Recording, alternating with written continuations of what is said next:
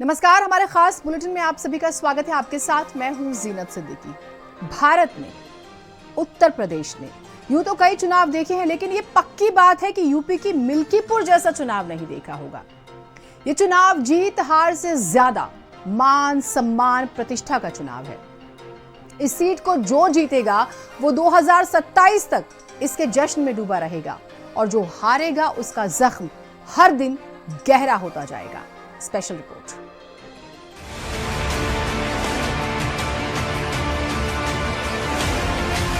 ऐतिहासिक परिणाम की तरफ मैं समझती हूँ समाजवादी पार्टी जा रही है। मिल्कीपुर की महान जनता पूरी तरीके से तैयार है। कोई चुनौती नहीं है हमारी, मिल्कीपुर की जनता हमारे साथ।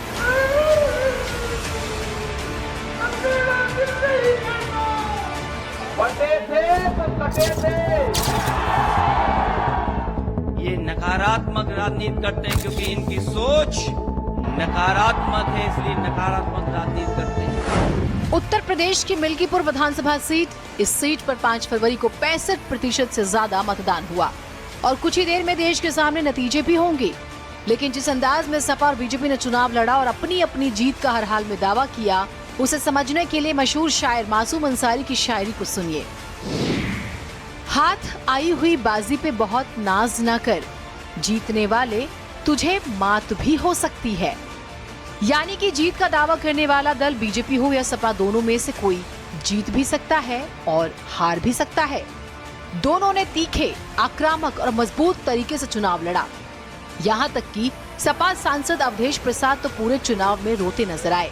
बेशक मुद्दा एक बेटी की निर्मम हत्या से जुड़ा रहा हो, लेकिन चुनावी रैलियों में वो इस मुद्दे के सहारे सरकार को घेरते रहे। ये गुस्सा जो आजकल सरकार को है, वो अपनी कुर्सी बचाने का गुस्सा है, क्योंकि दिल्ली वालों ने तय कर लिया है कि महाराष्ट्र के चुनाव के बाद इनकी कुर्सी बचेगी नहीं। भारतीय जनता पार्टी यहाँ बहुत कमजोर है, बहुत कमजोर है।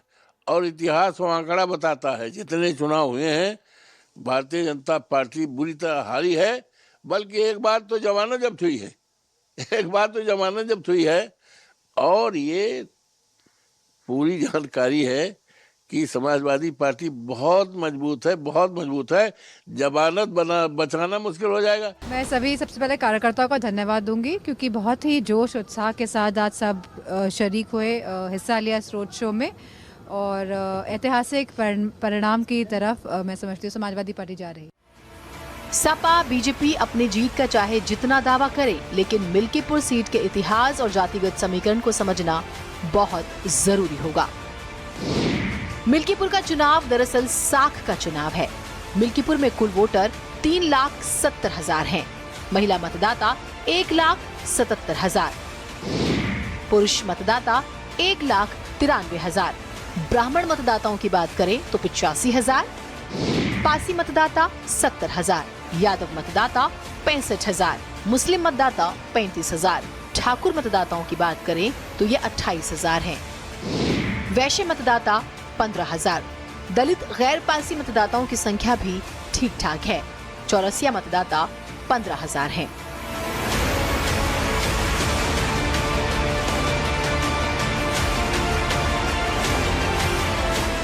इस चुनाव में आप सपा की रणनीति को समझिए। सपा ने पीजीए का नारा देकर बीजेपी के हार्डकोर हिंदुत्व के मुद्दे पर ही उसे घेर कर संविधान को हाथ में लेकर लोकसभा का चुनाव लड़ा और अयोध्या, जहां राम मंदिर है, वो सीट जीत ली और बीजेपी को गहरा जख्म दे दिया। दरअसल सपा की ताकत बना यहाँ का जातिगत समीकरण। इस सीट पर यादव मुस्लिम पासी समीकरण के सहारे ही सपा जीतती आई है। मिल्कीपुर के सियासी समीकरण में यादव, पासी और ब्राह्मण वोटर अहम भूमिका निभाते हैं।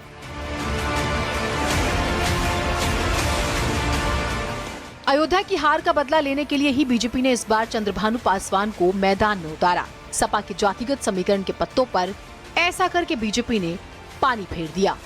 मोर्चा खुद सूबे के मुखिया योगी आदित्यनाथ ने संभाला।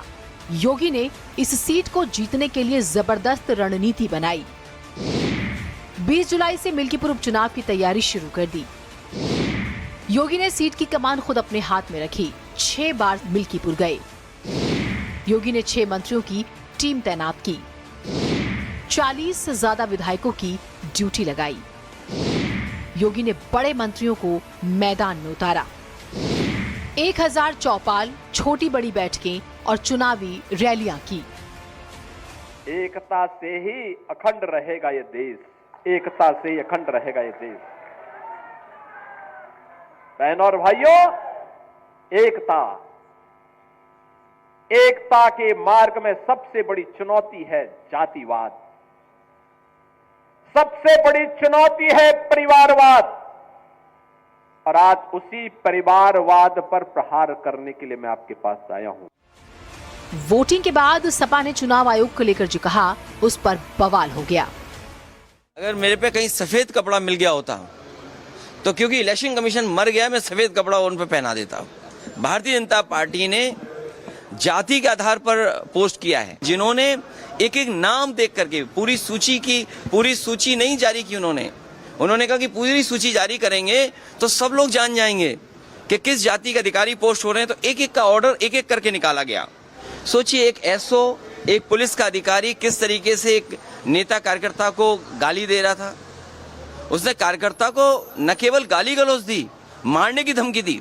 ये अयोध्या के एसएसपी राजकरण नैयर, इसी ने पिटवाया है उनको, और दोबारा पिटवाया जब ऑडियो वायरल हो गया।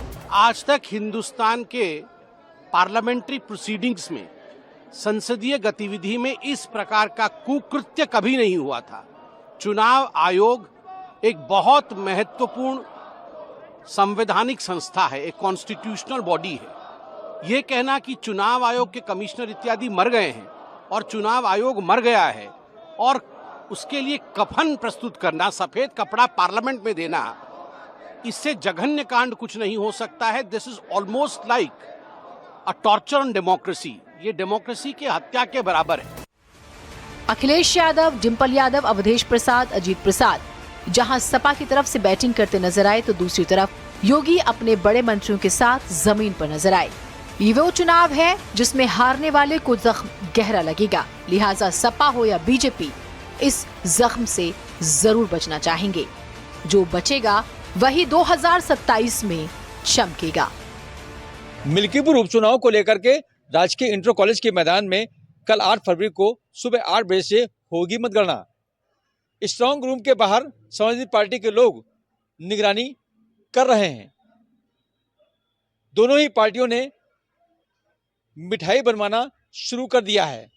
अब देखना यह है कि ये मिठाई कौन बांटेगा, समाजवादी पार्टी बांटेगी या बीजेपी, ये तो कल ही पता लग पाएगा। रूपेश श्रीवास्तव, भारत समाचार, अयोध्या।